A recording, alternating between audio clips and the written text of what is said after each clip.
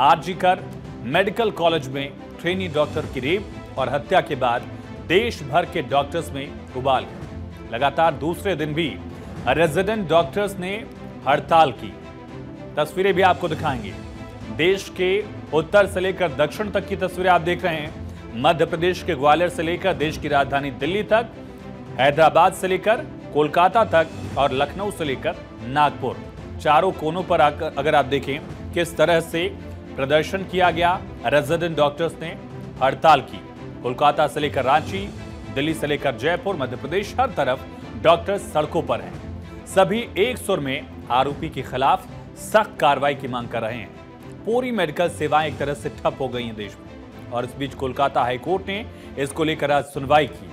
Kolkata high court ने अहम आदेश दे दिया है। दरअसल कलकत्ता हाईकोर्ट ने आदेश दिया कि डॉक्टर रेप मर्डर की जांच सीबीआई करेगी। मामले से जुड़े सभी दस्तावेज तुरंत सीबीआई को सौंपने का आदेश भी कोलकाता हाईकोर्ट की तरफ से दिया गया है। और इससे पहले हाईकोर्ट ने आरजीकर मेडिकल कॉलेज के पूर्व प्रिंसिपल को लेकर पश्चिम बंगाल की सरकार को भी फटकार लगाई थी। चीफ जस्टिस की डिवीजन बेंच बैठी और दोनों पक्षों की दलीलें सुनी। फिर कोर्ट ने आरजीकर मेडिकल कॉलेज और अस्पताल के पूर्व प्रिंसिपल की दूसरे संस्थान में नई नियुक्ति को लेकर राज्य सरकार की क्लास लगा दी। अदालत ने कहा कि प्रशासनिक पद पर रहते हुए पहले उनका बयान दर्ज होना चाहिए। क्या प्रिंसिपल का बयान दर्ज हुआ, ये सवाल पूछा हाईकोर्ट ने। और इसके अलावा कोर्ट ने यह भी पूछा कि प्रिंसिपल ने नैतिक जिम्मेदारी लेते हुए पद से इस्तीफा दे दिया था तो उन्हें दूसरे अस्पताल में नियुक्ति आखिर कैसे दी जा सकती है। उधर राष्ट्रीय मानव अधिकार आयोग यानी एनएचआरसी ने भी इस पर सुमोटो यानी स्वतः संज्ञान ले लिया है। एनएचआरसी ने पश्चिम बंगाल के मुख्य सचिव और पुलिस महानिदेशक दोनों को नोटिस जारी कर दिया है और 15 दिन के भीतर इस मामले में पूरी रिपोर्ट तलब कर ली, पूरी रिपोर्ट मांग ली है। वहीं राष्ट्रीय महिला आयोग की टीम ने भी आज इस अस्पताल का दौरा किया।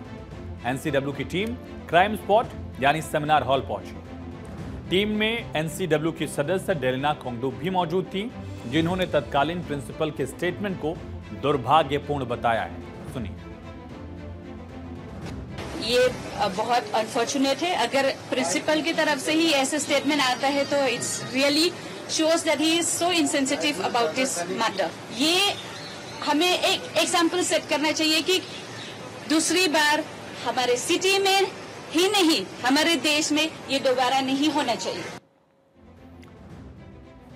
तो कोलकाता में लेडी डॉक्टर्स रेप और मर्डर को लेकर देश भर के रेजिडेंट डॉक्टर्स का प्रदर्शन लगातार जारी है। तस्वीरें आपके सामने हैं। देश में करीब 3 लाख रेजिडेंट डॉक्टर्स हड़ताल पर लगातार दूसरे दिन भी रहे।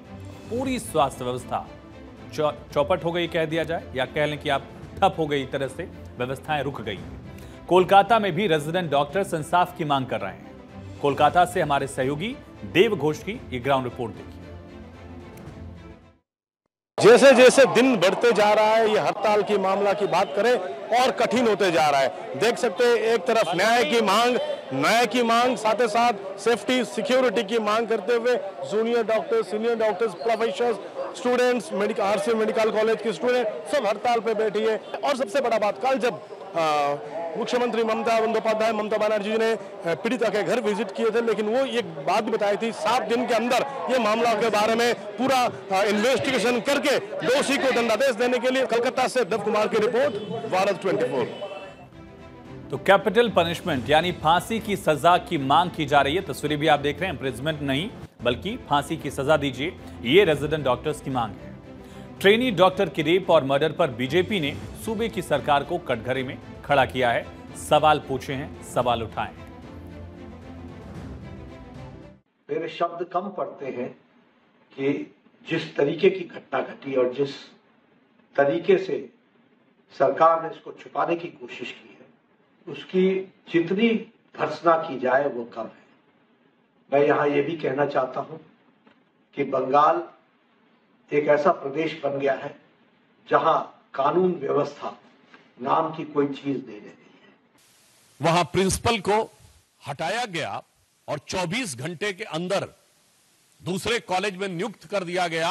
इससे पश्चिम बंगाल की सरकार की उन अपराधियों के प्रति किस प्रकार की संरक्षण की भावना है वो बेनकाब हो जाती है और पश्चिम बंगाल सरकार के द्वारा हो रहे किसी भी जांच के ऊपर बहुत गहरे शक की दीवार खड़ी कर देती है।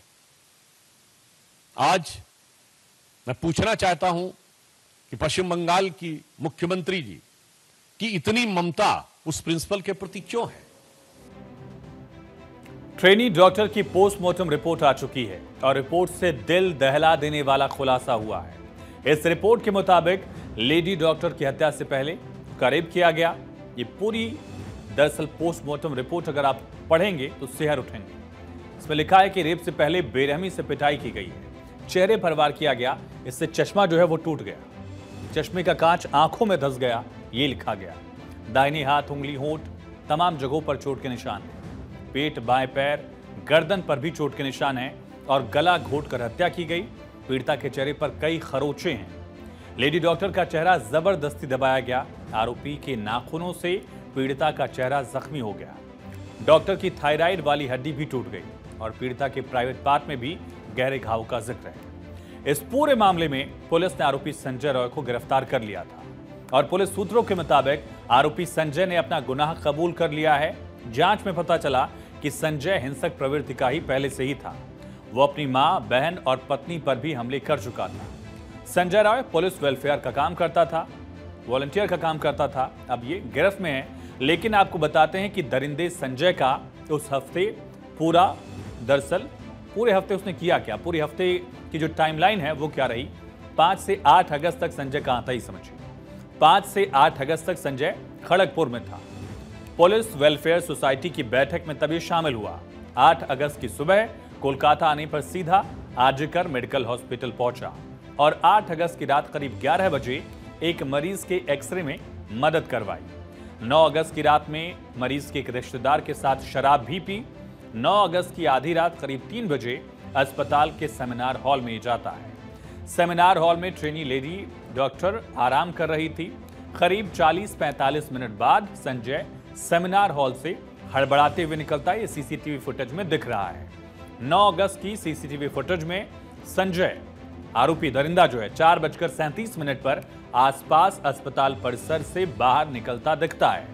वारदात को अंजाम देकर संजय वहां से बैरक में वापस आ गया और 9 अगस्त की सुबह कोलकाता पुलिस ने संजय को यहां से गिरफ्तार कर लिया। अब मामले की जांच सीबीआई संभालेगी। सीबीआई को पूरी केस फाइल जो है वो पुलिस सौंपेगी और सीबीआई एक-एक तह तक इसमें जाए।